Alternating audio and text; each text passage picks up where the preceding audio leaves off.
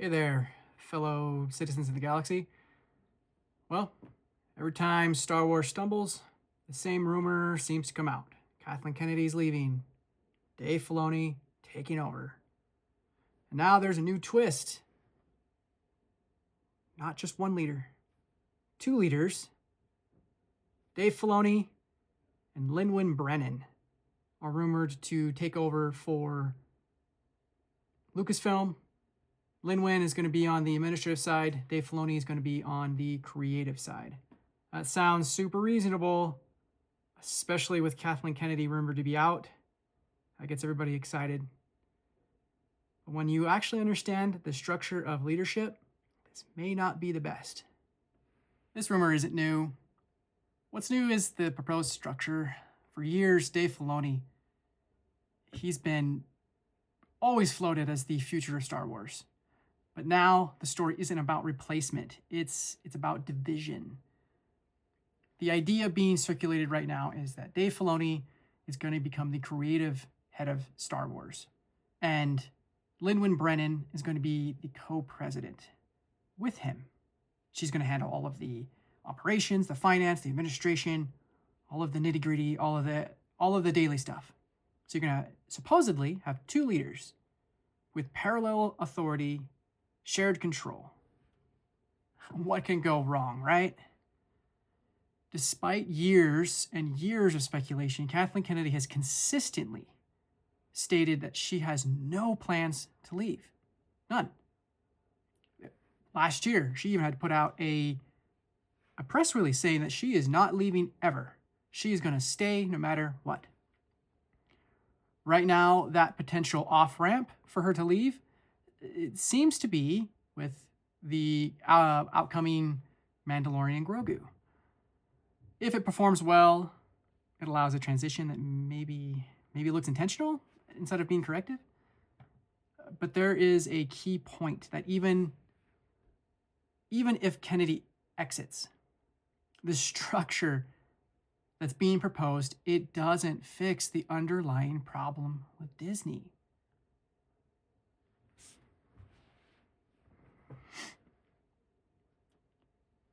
Let's be clear. Dave Filoni is not the problem. He's a creative. He's a specialist in his little niche. He's someone who thrives inside a story. He thrives inside the lore. Go watch my upcoming video on, is it AT-AT or AT-AT? That's where Dave Filoni thrives. He thrives in dealing with that lore, with that type of structure, with that narrative, right? That's super valuable to Disney.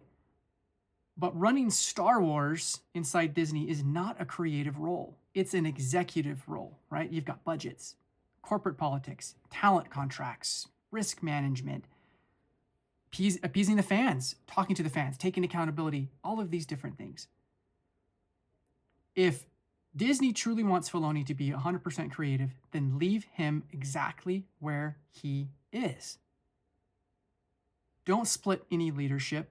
Do not make him half and half executive. Don't saddle him with authority without the control. Find someone else to fully own that role that Kennedy currently has. If not, well, then splitting leadership, I don't know. That's not a smart plan.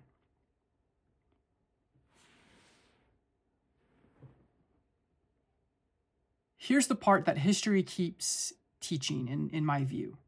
And companies like Disney and many other companies, they keep ignoring it.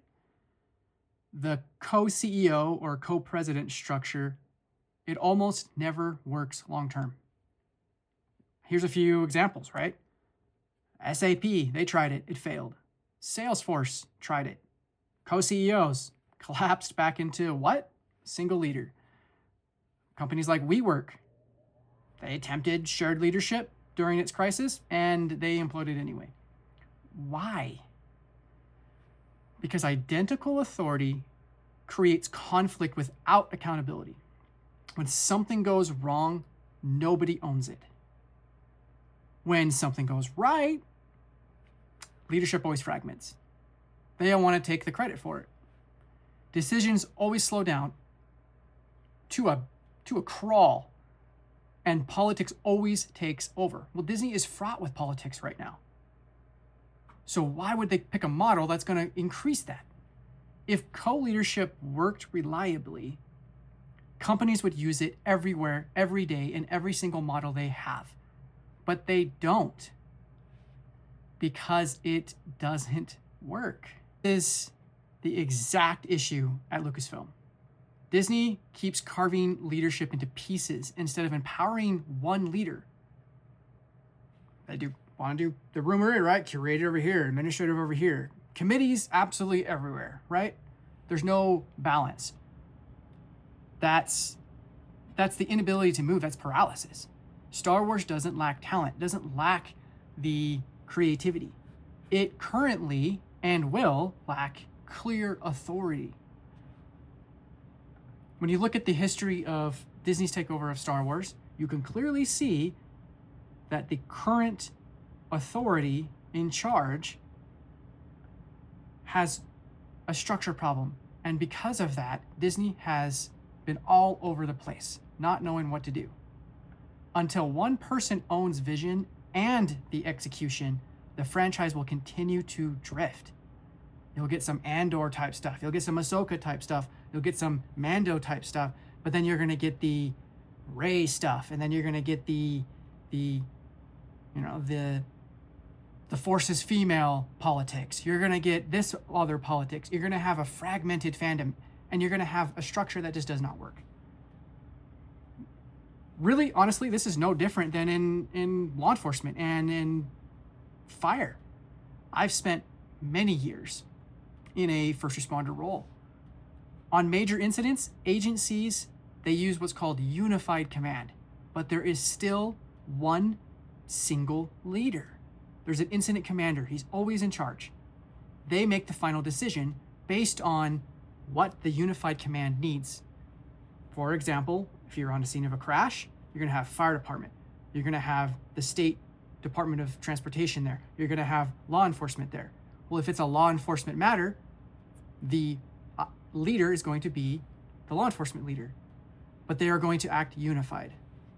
This also works in corporate leadership. It's the same thing. You still have to have a leader. And we see this even in Star Wars itself, which seems to understand the idea better than Disney actually currently does, funny enough. But let's look at the assault on Endor. Who was in charge? It was Han Solo. He was the main command on the ground for that operation.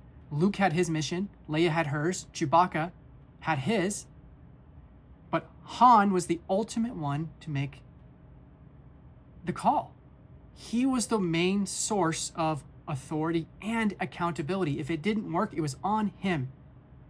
And so when things went sideways, when he had to make decisions to go save Luke, well, he can't save Luke. Okay, let's go find Leia. She's missing. What's going on?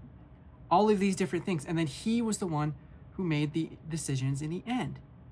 Even through a unified effort, it still then worked out. Star Wars is literally teaching us this lesson. It's right in front of Disney. So no, this isn't about loving or hating Dave Filoni.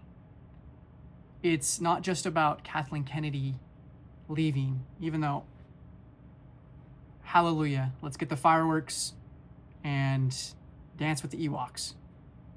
But it's about Disney refusing to let leaders actually lead. This rumor, if it's true, it's going to cause more problems in the structure of Disney than it's going to help. If they want to have Dave Filoni as the head, put Dave Filoni as the head. He then can own Star Wars. He then can direct where the creativity goes. He can manage the executive side of it. He can lead, and then he can take accountability. When fans reject or fans give accolade, he can take that and be accountable for it, both good or bad. And until Disney remembers that, nothing is truly going to change.